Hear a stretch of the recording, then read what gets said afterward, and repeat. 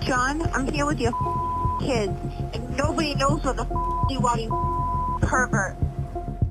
She said she loved him. So why was his body found in the snow, half dead, steps from her car? It was the kind of winter night in Boston where the cold seemed to hold its breath. Snow drifted gently over Canton's Fairview Road as the wind clawed through tree branches and the dark swallowed sound. But by morning, a silence even heavier would descend over the quiet suburb. On January 29, 2022, Boston police officer John O'Keefe was found unresponsive in a snowbank outside a fellow officer's home. 911, what's emergency? Yes, I need someone to come immediately to 34 Fairview Road, Canton, Mass. What's going on? There's a guy unresponsive in the snow. In the snow at 34? He passed out, yes, 34, the Albert resident, yes. Hours later, he was pronounced dead.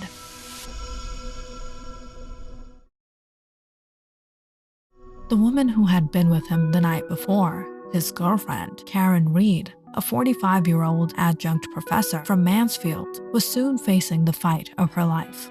What began as a tragic loss morphed into a courtroom saga full of conspiracy theories, alleged corruption, scientific dispute, and a fiercely divided public. John O'Keefe and Karen Reed had been dating for about 2 years, a relationship marked by ups and downs. Friends described them as passionate, sometimes volatile. O'Keefe, a respected veteran of the Boston Police Department, had taken in his niece and nephew after his sister's death. Reed was an academic with a sharp wit and a strong presence, devoted to her job and her father, who she cared for. But behind the scenes, their relationship was strained. According to text messages later shown in court, there were growing tensions, jealousy, and disagreements about the future. On the night of January 28, 2022, Karen and John had been drinking at a bar. Around midnight, John was supposed to meet up with some friends, including fellow officers, at a house party on Fairview Road. Karen Reed says she dropped him off the morning after. At 5 a.m., Reed was calling friends in a panic. "John's dead," she allegedly cried to one friend. "I think I hit him." When first responders arrived, they found John's body just off the curb near the house where the party had occurred. He was covered in snow with visible injuries to his head and face. His body temperature was dangerously low. Soon, the story from prosecutors formed. Reed, drunk and angry, struck John with her SUV as he got out of the car and left him to die in the cold. A shattered taillight on her Lexus and fragments of red plastic at the scene seemed to support their theory. Reed was charged with second-degree murder, manslaughter while operating under the influence, and leaving the scene of an accident resulting in death. But Reed's defense team, led by high-profile attorney Alan Jackson, painted a very different picture. "There was no collision," Jackson said plainly in court. John O'Keefe wasn't struck by a vehicle. He was beaten, or worse, and left outside in freezing temperatures by someone inside that house. Suddenly, the case turned. What had appeared to be a tragic drunk driving incident became a murder mystery full of gaps, missteps, and dark speculation. The defense argued that the state's case was based on faulty science and corrupt motives. They pointed to the absence of injuries typically associated with being hit by a car. No broken legs, no road rash, no injuries on his hands or arms suggesting he tried to break a fall, just head trauma.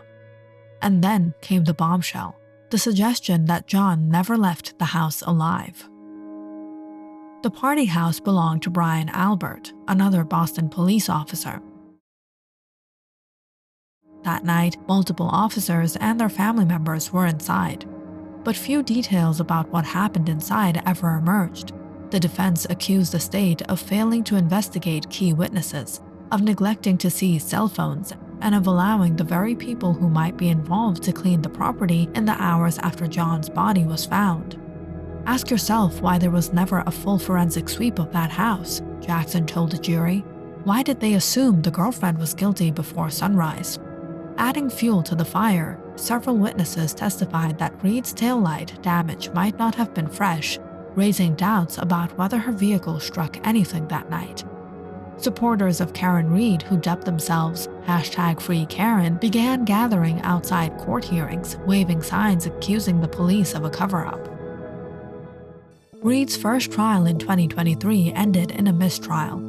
I'm declaring a mistrial in this case. After the jury failed to reach a unanimous verdict, observers noted that the defense's first strategy, suggesting specific individuals inside the house were responsible for John's death, was risky and possibly overreaching. Still, it raised enough doubt in some jurors' minds to prevent a conviction. By the time the retrial began in 2025, the courtroom was under national scrutiny. Emotions ran high, both families sat mere feet apart. Every move was dissected online and in local media. This time, the defense took a different approach, focused on the evidence or lack of it. They brought in an accident reconstruction experts, physicists, and forensic pathologists to dismantle the state's claim of a vehicle strike. They attacked the science behind the taillight shards and pushed hard on the idea that the investigation had been sloppily handled at best and deliberately manipulated at worst. After 31 days of testimony and over 20 hours of deliberation, the jury returned its verdict on June 19, 2025. The atmosphere in the courtroom was tense. The clerk read, "Not guilty of second-degree murder, not guilty of manslaughter while operating under the influence, not guilty of leaving the scene of an accident resulting in death." The final charge, operating under the influence, the jury found her guilty. As the verdict was read, Karen Reed began to cry. Outside the courthouse, the crowd erupted. Supporters cheered, hugged, and waved signs. Her father, Bill Reed, choked back tears. "We need to get our lives back together, and we will."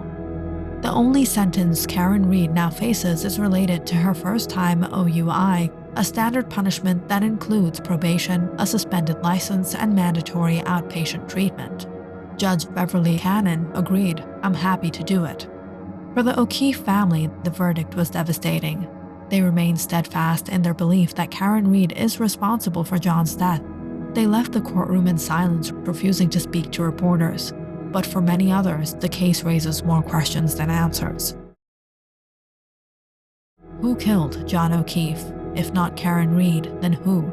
Why was there no thorough investigation of the people inside the house that night? And can the public trust a system that seems so fractured? For now, the case is closed, but the shadow is cast over Boston law enforcement, the community of Canton, and 2 broken families will linger. And in the snow on Fairview Road, one truth remains buried.